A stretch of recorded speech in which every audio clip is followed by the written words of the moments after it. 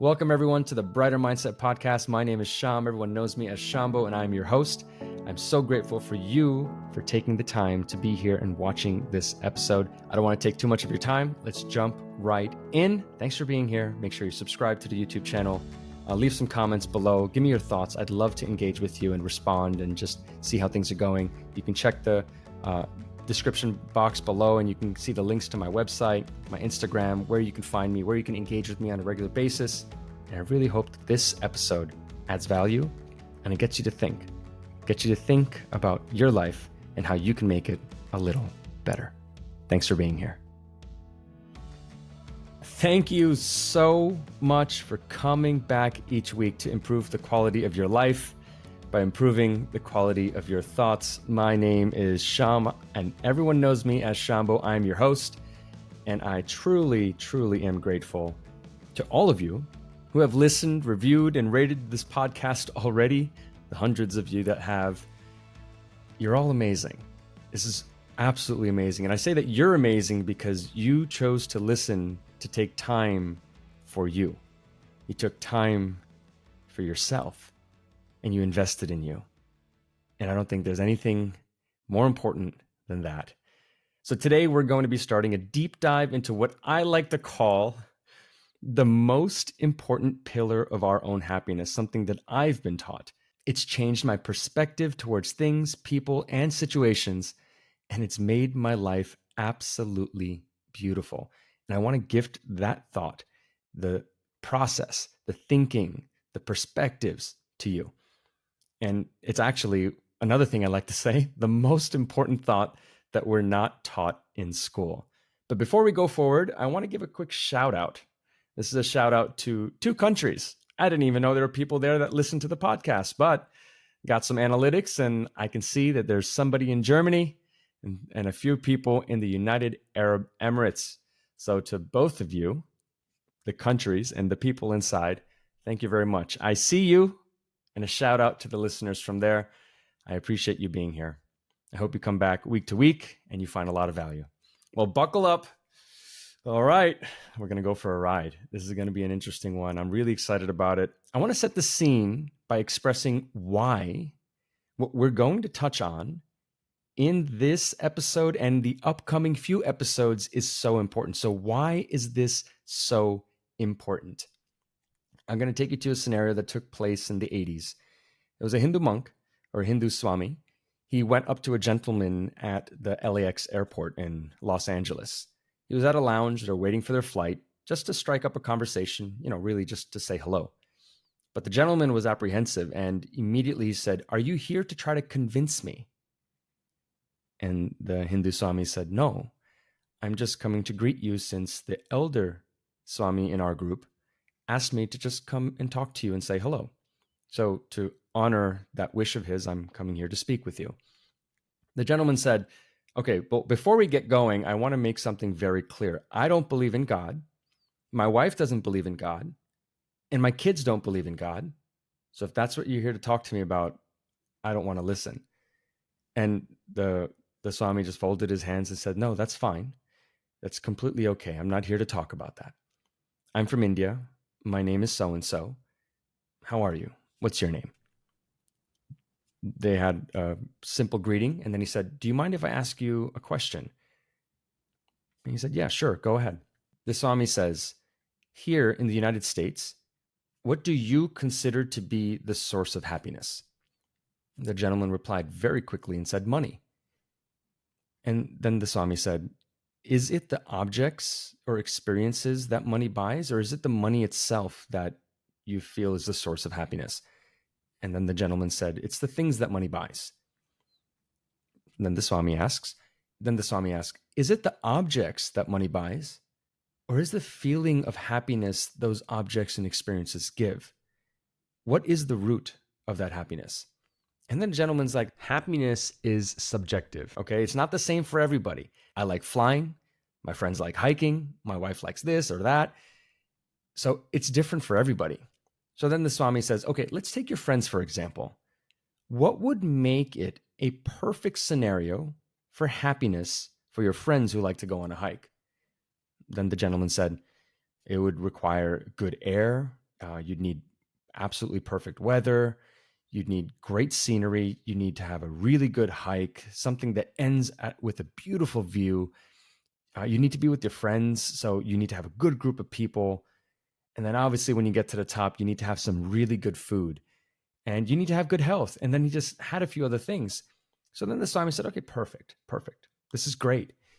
So let's consider your friends real quick. If they have all of that and now are about to eat their best meal, the best food, their favorite food, at the best spot of the hike, at the end, where the best view is, with all of their best friends, everything, what would that give them? And he said, that would be the epitome of happiness for my friends.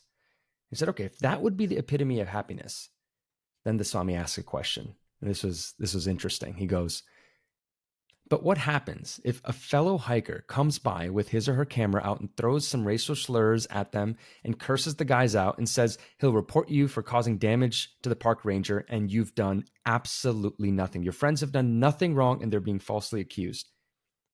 What are the chances that they're going to feel that epitome of happiness that you said that environment and all the things around them would have given? And he looked at the Swami and said, they're not. Absolutely, they wouldn't. They're going to be annoyed. They're going to be totally disturbed. And then the Swami said, but it's the same weather. It's the same scenery, same friends, same food, same air, same health, same everything. Everything that was identified to really give them happiness. And a second ago, they were about to enjoy it. And now all of a sudden they're filled with anger, pain, and frustration. So what changed? This was a real conversation that took place between one of my mentors. His name is Anand Swarup Swami. He is a Hindu Swami. He's a monk. And the gentleman was at a lounge at the LAX airport. The gentleman willingly took more interest in the conversation. They continued. And then what Anand Swami asked him next is the main point I want to emphasize as we begin this episode. There are two people, he asked. Do you mind telling me which one is more likely to be happy? One, he has all the money he could need, all the money in the world, everything that he wants, he has. But he's constantly bothered by this or that. He's annoyed by this person or something. He's easily irritable. Or, second scenario, you got a second person who does not have all the money that he or she needs, but has great mental stability. He simply asked, who out of these two is more likely to be happier more often? And the gentleman said, the person who doesn't have the money. That's the end of that conversation. What was the point? The stability of our mind, control over our emotions, self-restraint, and ultimately, I'd say a grasp of our emotions. This is the common denominator. We, without the need of any exterior things, anything from the outside, can manage our happiness. Imagine being in your favorite place. Okay, think about your most favorite place, some place that you would love to be right now. Maybe you're there. Maybe that's where you're listening to this from. How about think of at least one or two of your favorite people that you would have a blast being with? Okay, now imagine you're sitting and you're about to take a bite out of your favorite food. For me, it's kind of hard to pick between tacos or burritos or this Indian dish called mutia dhokla. For those of you from the Gujarat state of India, you know what I'm talking about. You may not like it, but I love it. Anyways, their favorite food, just think about that. Now imagine at that exact moment, someone comes and insults you for absolutely no reason. Something that we see sometimes happening in society right now. Is the next bite of food that you're going to take going to bring you the joy you were experiencing just minutes before that mean person came by and insulted you for absolutely nothing? It's a matter of 10 seconds that passed. If your answer is yes, you're going to have the exact same amount of joy taking the next bite after you've been falsely insulted for nothing. Then I want to meet you. I want to have a conversation with you. I want to understand your mindset. But if your answer is no, like most people, like myself, we can do better. clearly we let go of the control there. Someone said something, and in our mind, we lost control, and now all of a sudden, we're no longer happy. And the Swami ended with this. He said, exactly. Money is not the root of happiness. The mind is the root of happiness. The thoughts that we have in our mind is the root of happiness. And if we cannot keep stability in our thoughts, what good is every single thing we chase in this world for happiness? What good is it if it all depends on how we look at things? Have you guys ever played that game called Jenga? Jenga is a game that I grew up playing, and sometimes I wish I had the large size Jenga. It's these blocks, okay? These little rectangular blocks. And the objective is simple. A little tower is built with all the rectangular blocks. 3 are faced going left to right, and then another 3 are faced perpendicular to those 3, and you keep doing that all the way to the top. So then now you have this structure. And you have to carefully extract one block at a time from the tower, built with about 54 blocks if you didn't know. And the catch is, once you pull that one block out, you have to place it on top of the tower. And as you can imagine, the longer you play this game, the taller the tower grows, the more precarious each move becomes, because the tower now becomes very unstable. As the game progresses, the structure becomes even more unstable, and then it builds all this suspense and excitement. That's where the fun is, because who is going to be the person who's going to place that block back on top and cause the entire Jenga tower to fall? You know, when you're far into the game, when you're placing just 1 or 2 more blocks to the top and it could topple over, you know that moment? Imagine at that moment trying to now take 15 new blocks and placing it on top of the tower when just 1 could make it fall. It doesn't make sense. Why would you want to build 15 to 20 blocks on top of a tower that could fall over at any moment on shaky grounds? We wouldn't. First, we'd want to resolve the blocks causing everything to be shaky. We'd want to make sure that we can give it support, give the tower the support it needs, and then we build on top of that. No matter what we do, where we go, what we buy, what we watch, what we eat, and who we distract ourselves with, if we're unable in our thinking and in our mind to have a stable foundation where we're not affected by weak thoughts, or we're not being influenced by the words of others so easily, we're not trying to please others so quickly. If we are unable to have that stability in thought, it's like trying to build a stable tower with a very unstable foundation. Our thoughts are the key. Everyone, our thoughts are the key. And this understanding was huge for me. But this isn't even the topic that we're going to go into. I'm going to get to that in a second. Look, our thoughts, they either make us or they break us. And we all know moments in our life when a simple thought has either made us feel great, or a simple thought has made us feel so insignificant, so bad, so angry, so jealous, so spiteful. It takes very little to knock over and topple. It takes very little to knock over and topple everything that we're building, especially if our foundation is not strong. Imagine that with our life. We're chasing all these things in hopes to be able to find that happiness, but one thing could just go wrong. One thing could go against the way that we want it, or something that we have an expectation is not met, and all that happiness just gets toppled over and the whole day's ruined. Simple example. You get cut over on the highway by a car who's aggressive, and he sticks his hand out and gives you a beautiful gesture with his finger. What happens? Are you just completely normal? Everything's okay. Yeah, that's fine. Whatever. Clearly that person's having a bad day. Or do you now have a bad day? It's something that we should really think about.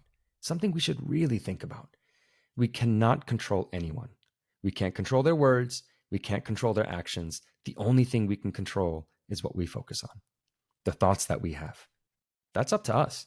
This leads us to what we're going to discuss today and deeper in the next few podcasts. Yep, this is just a part of one of a series of episodes that are going to go so deep in this topic to help uncover all the layers, the doubts, the thoughts, the feelings, the science, to make it so easy for each of us to see the benefit in acting according to this thought process and in never wanting to opt for another approach.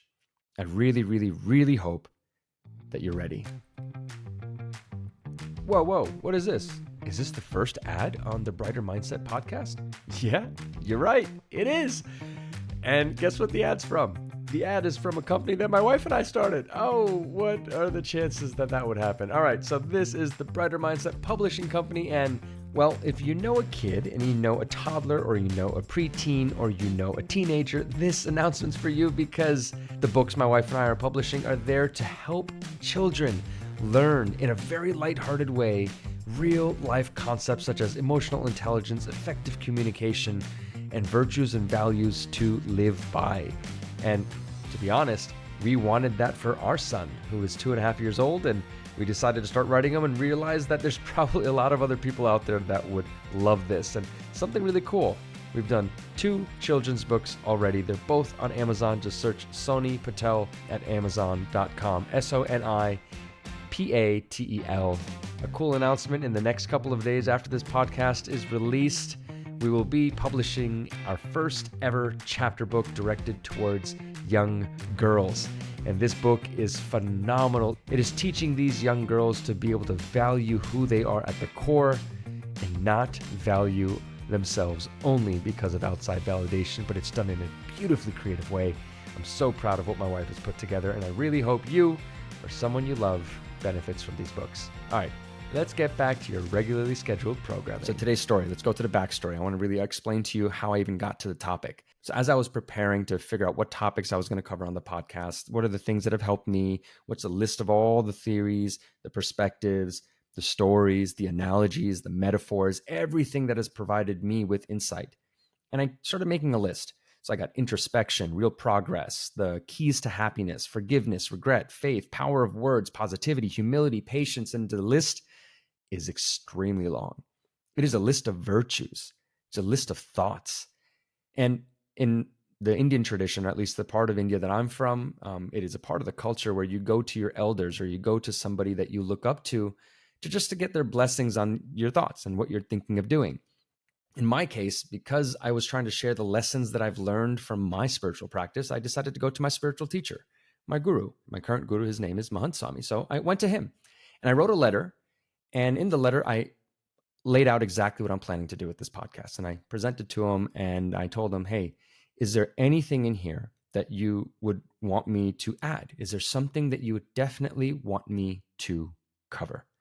He responded with one concept, got a reply back. And I was so grateful to get his reply because the moment I started doing introspection on that topic that he gave in that letter, I realized it was the foundation of every single thing else that I could ever cover on this podcast. Because if you had every other topic that I already discussed and anything I'm going to share going for you, and you're doing everything right and you're focusing on your mindset, but if this one topic is not resolved, it's not something you've committed to, then all that stuff can just crumble.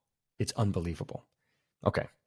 So let's pull back. You guys heard the last episode. If you hadn't, go back and listen to episode 000 so you understand what the goal of this podcast is. But to keep it really simple, it's to help us develop a hopeful, positive, and a resilient mindset. But why is this so important? It's because all of these thoughts are just going to help us, provide us with a new perspective, a new way of looking at situations we already go through that are actually causing pain. But instead of that, we want to be able to experience happiness. We want contentment. We want joy. We really want to wake up with a smile and go to sleep with a smile. It is attainable. It is very, very real. So it's clear that we're seeking happiness in everything we do. Just think about it. All the stuff that we chase, everything we do is for happiness. We're got the job that we have for happiness. We marry the person we marry for happiness. We date the person we date for happiness.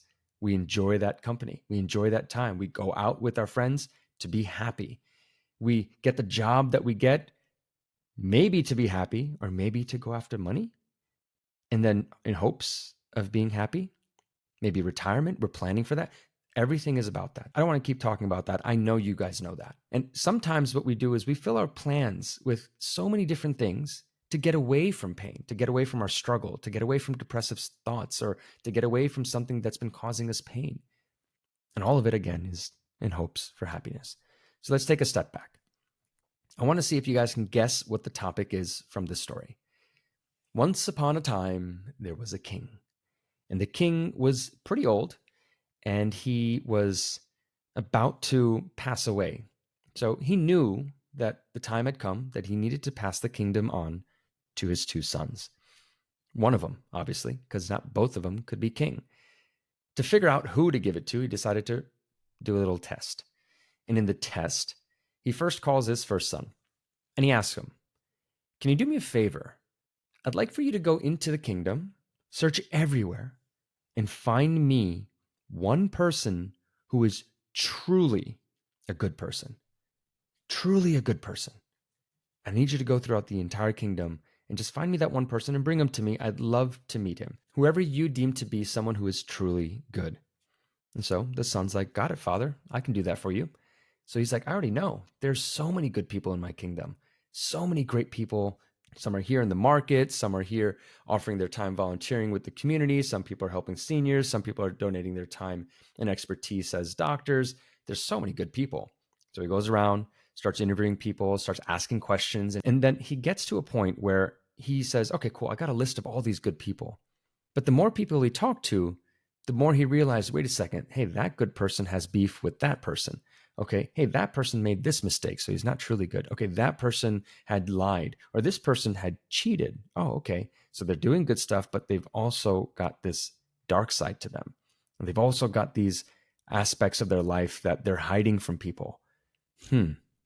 Mistakes that they've made, bad decisions that they've made. So then he started getting a little upset because he's like, dang it, I thought this was going to be easy. And he looked for almost a week and no luck. He comes back to the dad, comes to him and he's disappointed, head hanging low. And he says, "I'm sorry, I wasn't able to fulfill your task because I couldn't find anyone who was truly good." And he basically says, "What happened?" And he says, "Well, anytime I found someone who was good, I also realized that they were also bad. They also did things that weren't great. They also made mistakes. They also hurt people sometimes. And so I couldn't find someone who was truly good." He says, "Don't worry about it. It's okay. You did your job." So the second son comes, and now the father asks him, the king asks him, "Can you do me a favor and go into the kingdom? And I would love for you to find me that one person who you believe from your judgment and your research is truly bad. And I need you to do that." So he's like, "Dad, I got that. I know exactly where to go. I'll be back soon." Now he goes to all the places where he thought the thugs were going to be hanging out, people who were causing problems, people who were stealing, theft, anyone that hung around in the environments where normal people did not want to go because they knew there were bad people there. So he goes to those spaces and he starts interviewing people. He says, "Hey, I need to find someone who's truly bad." And he makes a whole list. Then he tries to narrow that list down. So he asks deeper questions. And then he started realizing that every single person that had something bad that they were doing, something about them that was really bad, they realized that, okay, it wasn't entirely their fault. Their environment was horrible. They didn't have parents growing up. They grew up on the streets. They didn't have direction. And they still cared. They cared for their family. They cared for their loved ones. They cared for each other. They're still good. There are good parts of these bad people that he started finding the more questions he asked. So then he comes back to his dad and he says, "Dad, I'm sorry. Unfortunately, I failed and I haven't been able to do what you asked me to." He's like, "What do you mean?" He's like, "Well, I tried to find someone who's truly bad, but every time I found someone who I thought was truly bad, the more questions I asked, the more I examined them, the more I realized that they also had some good things in them. They also had certain things that they were doing that was sincere, that was with the pure intention. They weren't truly bad." So then the father says, "It's okay. Don't worry about it. You didn't fail. You just proved to me that you are worthy of being king." Wonder why he did that. Question for everybody. Why do you think he proved that he was fit to be a king? Why did the father give the kingdom to the second son? Let's put those questions to the side and let's go to the next story. This next story is something that I've also heard and I've written down and I've thought about for a long time. And I think it's really, really important. This was a story of my guru's guru, so Yogiji Maharaj. While he was traveling from one place to another in the afternoon, he was looking for a place to be able to rest. Someone with a coconut farm ended up welcoming him in and said, "Hey, look, I got a tree I can set you up underneath. You can take a nap for the afternoon." So the owner invites him in, sets him up underneath the tree, and then he says, look, how crazy is it? This coconut tree is a coconut tree. It's the same as every other one. It takes all the water, all the fertilizer, and all the soil we put, but it hasn't given a coconut in 80 years. The tree pretty much seemed absolutely useless. But the lesson that Mahant Swami gave, my guru, but the lesson that my guru, Mahant Swami, gave while he was sharing this story was something that I've spent years contemplating over, testing, challenging, and I've come to a point right now where I have finally accepted it, and I really believe that I'll never go back from this thought. It is drilled into my mind, and it makes so much sense to me. This is absolutely the truth. So let's go back to the letter that I mentioned that I had written to Mahant Swami. He sends me a reply and he says, okay, add a topic to the list of topics that you provided and discuss the topic of seeing the good in others and not focusing on someone's faults or drawbacks. Discuss the topic of seeing the good in others and not focusing on someone's faults or drawbacks. Yeah, you heard me right. Seems like something so simple, something so trivial, something that's like, how could this be one of the foundational pillars of our happiness?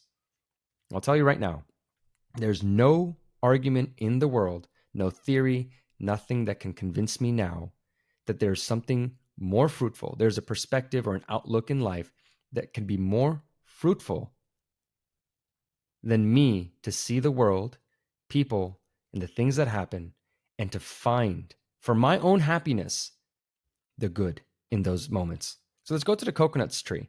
What was the message that Mahant Swami gave? He said, it's like that, I'm going to quote now, it's like that when we do everything and anything to try to find more happiness in our life. We buy this and we buy that. We might meditate, we might exercise, we might eat well, anything we do. But if we have ugly thoughts about other people, judgments of others, especially in trying to expose other people's bad qualities, he literally said, like a coconut tree that doesn't give fruit, our efforts won't give us our intended end, happiness, because our thoughts will spoil any opportunity of that joy from staying with us. I want to repeat the punchline.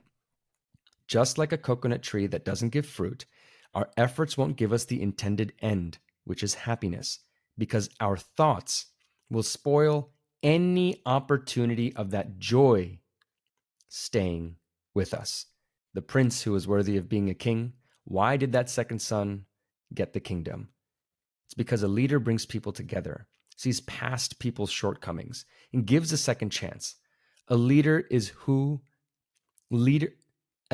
someone who has the courage to see the good despite the bad, who inspires unity, who uplifts, and who empowers. That is what a leader is. And that second son was exactly that. He saw all the bad, and yet, despite all that bad, he was not able to blanket, judge them, and label them as this person is bad because he still was able to find something good in them. And the king said, you are worthy of the kingdom. Brian Tracy said that courage is the most identifiable outward trait of a leader. If you think about that, courage. Courage to do what? Courage to say what? Courage for what? Are you a CEO? Are you a manager? Are you a leader of a group or a team? Are you a volunteer team leader? Are you in any position at any point in your life where you are leading someone else or a group of people? I'm sure you exhibit the quality of courage and lead extremely well.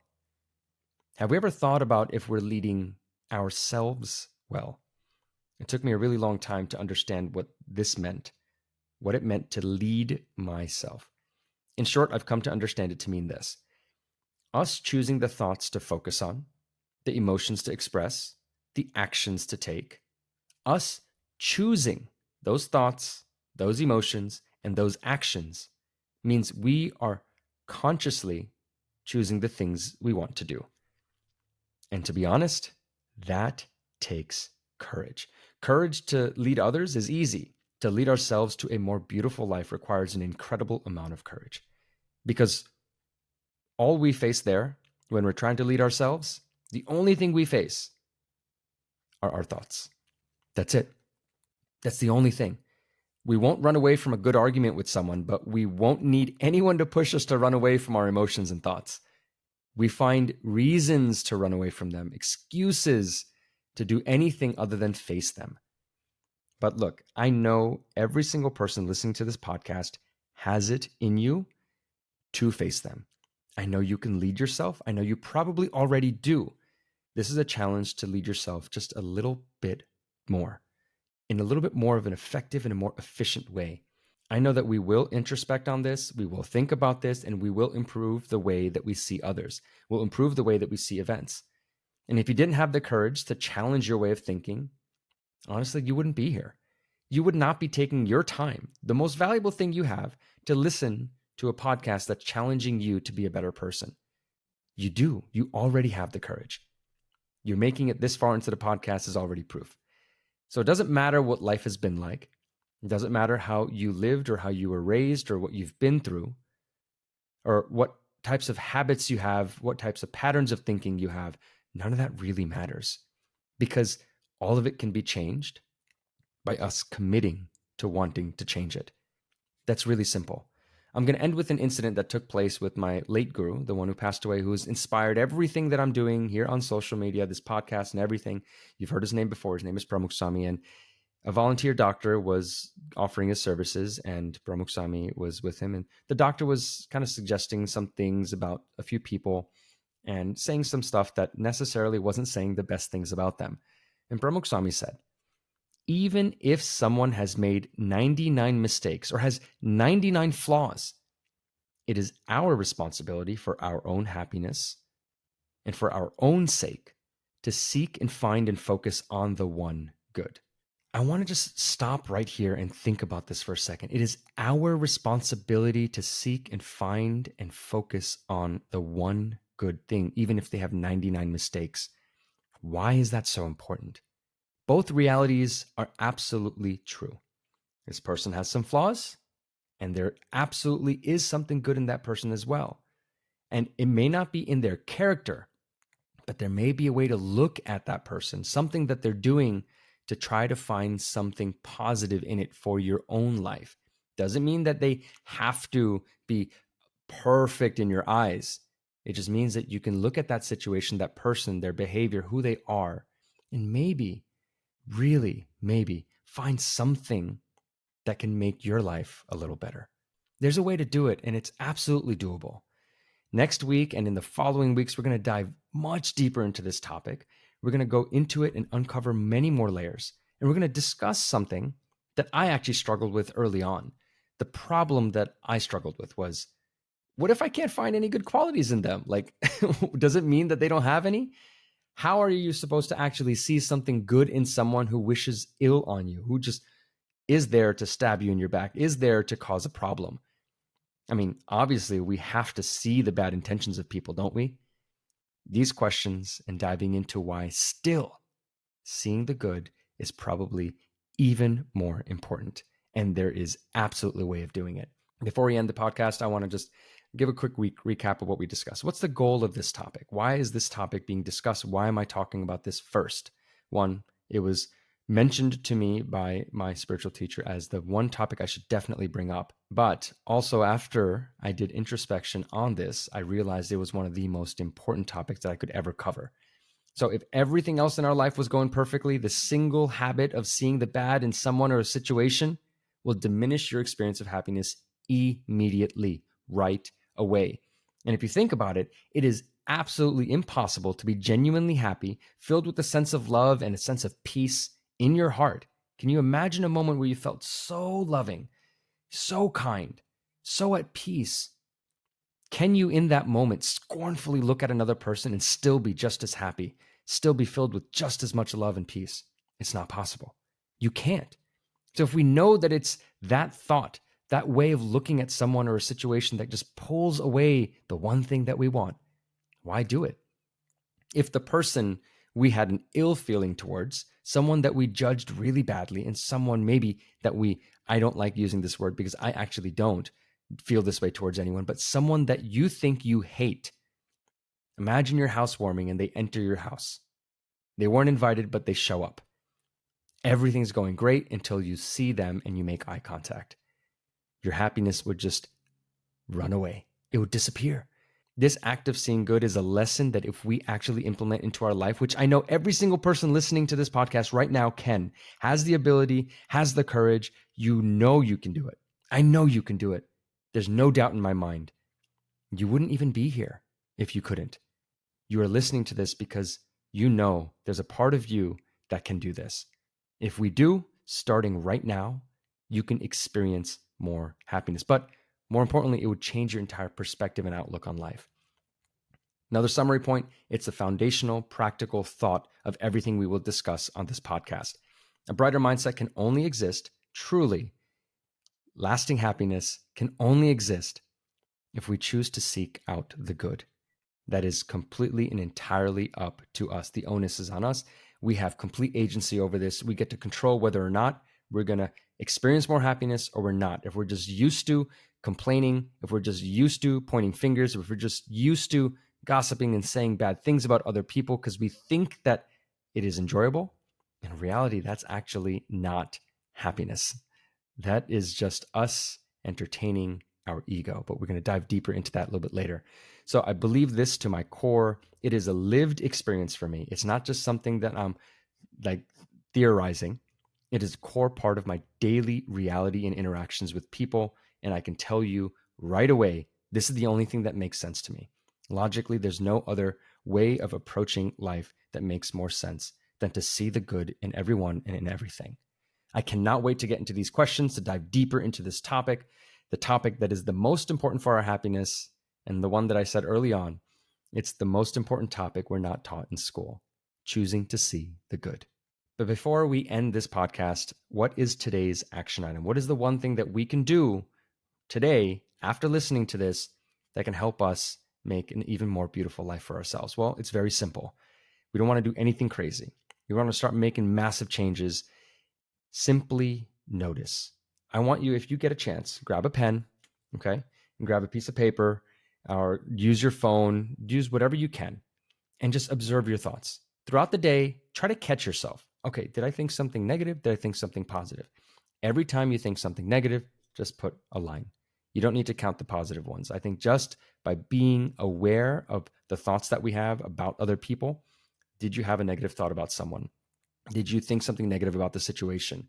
Just note it. Remember in the first episode 000, we discussed that our happiness is on the other side of self-awareness. And if you think about that, that's what this first action is.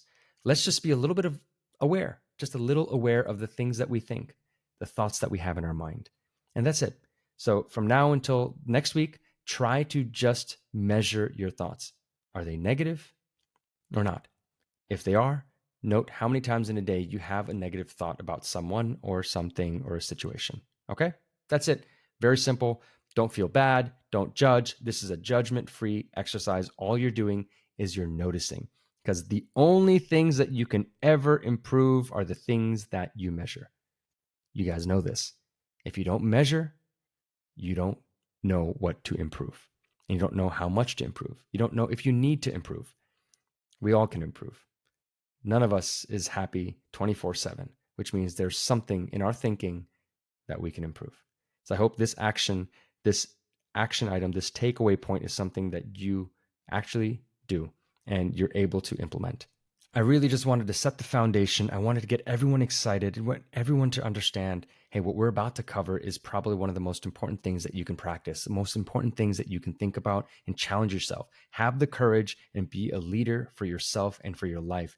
Lead it in a way that brings you more joy.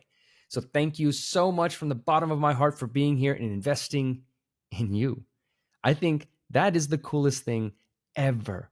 Every person that listens to this podcast, just from the title, you know what it's about. You know it's about having a better outlook on life. And for you to take the time for you, there's nothing more important than that. So knowing how valuable your time is, I pray with every part of me that I hope what you heard today helps you, serves you in some way positively. And if you liked what you heard, please be sure to subscribe to the show. by clicking subscribe. I am very close to 100 subscribes on Apple Podcasts and on Spotify. If you have not subscribed, please click that button. Rating the podcast and leaving a review goes a long way in helping others notice the podcast. Also, the best way that you can help me reach more people is to share this on social or with someone who you genuinely think could benefit from this. And make sure you tag at The Brighter Mindset or at Shambo, SHYAMBO on Instagram. Oh, by the way, if you have questions, you want to dig further, you want to stay in touch, you want to continue the conversation, follow me on Instagram at Shambo. And if you go to thebrightermindset.com, you can put in your email and be added to my email list so you don't miss out on extra stories, insights, and podcast updates. And I'll never spam you. I don't like spam at all. And I'll only be emailing when I can add some value and only share something that you might enjoy. As we wrap up, I am confident that a brighter mindset is the key to an even more beautiful life. And I am confident that you being here is a phenomenal decision. Way to go. I want to celebrate you. And always remember to challenge yourself in all situations, to be kind, to be hopeful, and to be positive. Today, tomorrow, and all the time. See you next time. All right, we're done. Now I have to edit this whole thing. Oh, it's going to be fun. I really hope that you enjoyed that episode and it added some value into your life and it was something worth thinking about. Thank you so much for all of you taking the time to listen to today's episode. I'm new at this. I'm getting the hang of it and I'm learning. So if you have any comments, you have any suggestions, please throw them into the comments. You can reach out to me at hello@thebrightermindset.com. And please, before you leave, subscribe, like the video, and share this with someone if you'd like. I'll see you on the next episode. Take care. Oh, by the way, you can find me on Instagram at Shambo, SHYAMBO, SHYAMBO. See you there.